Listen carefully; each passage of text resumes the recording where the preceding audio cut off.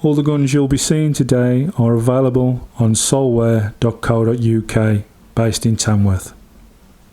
Hello ladies and gentlemen, we have an unboxing video today. As you can see, we've had to change the table over. I'm finding the table a little bit too low for me to get up and down from, so I've had to change to our higher one, which I use for the shooting. Now, we've got a new gun in today. It's one that's not really popular and not really been about much. I've been asked to review this as it's new really to the country as such. Right, now let me begin with this. It's the Vista Leviathan in the black. You can get it also in the camo and the wood stock. So that's the gun. As you can see, there's two gauges on it because, believe it or not, it's regulated. In the box, what do we get? Well, just snapping off all the tape, as I say, it's all new to me. There's two magazines, which I believe are 10 shots. Yeah, I think so. Two 10-shot magazines there in the one slot in there. We also have a bag of rubbers, seals, and a little bag there with an Allen key in. So that's another. And in the box we also get a Vista Leviathan manual.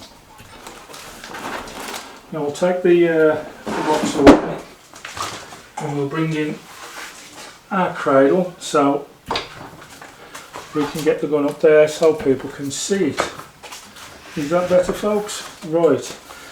Now, as I said, this does come in three different styles. There's a camouflage version and there's also a wood version.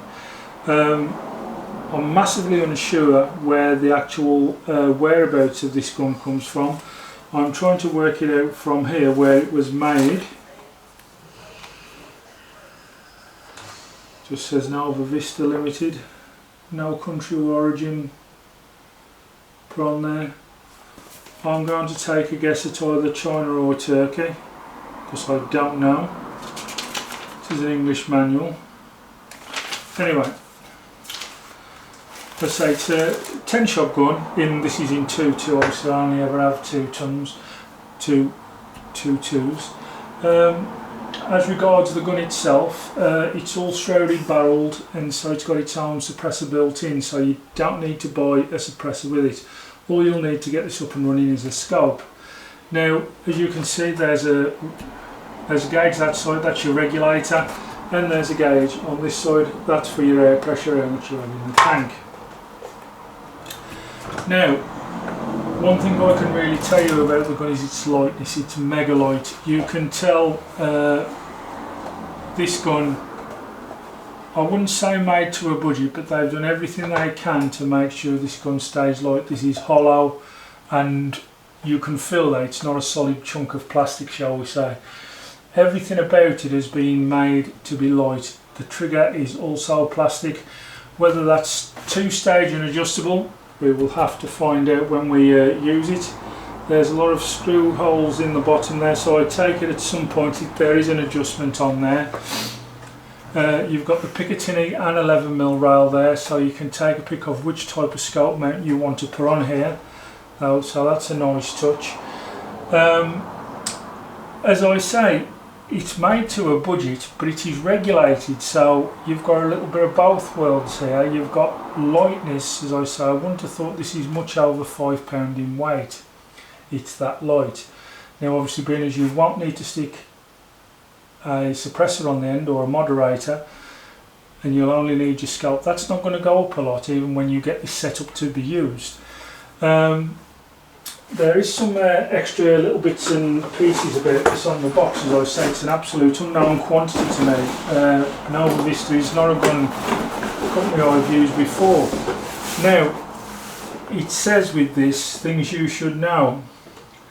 It's a PCP, the barrel is rifled steel, the cocking action is a side lever, which we can see there, and also, if you've not noticed there, you've got your safety.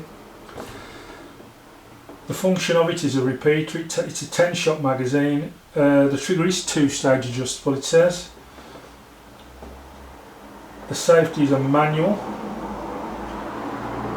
You can suspend things from the Picatinny off to the dovetail rail,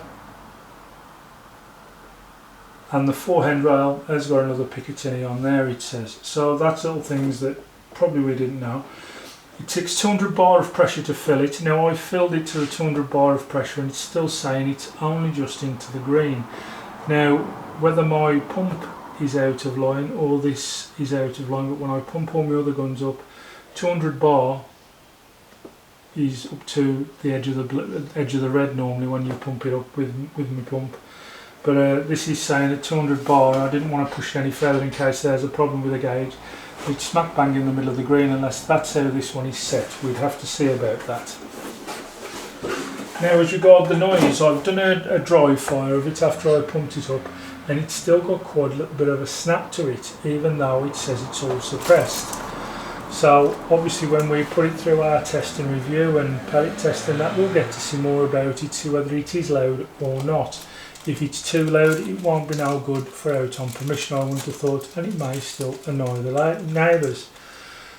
Another thing, the cocking arm, the click to say that it's fully out is right at the last second as you cock back.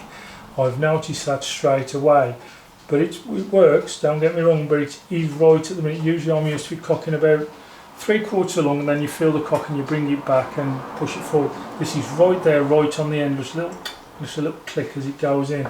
So that's another thing to look into. I'm going to set this up with a scope, clean the barrel and get it up and running and working, get it through our pellet test, and then we'll obviously like test and review it.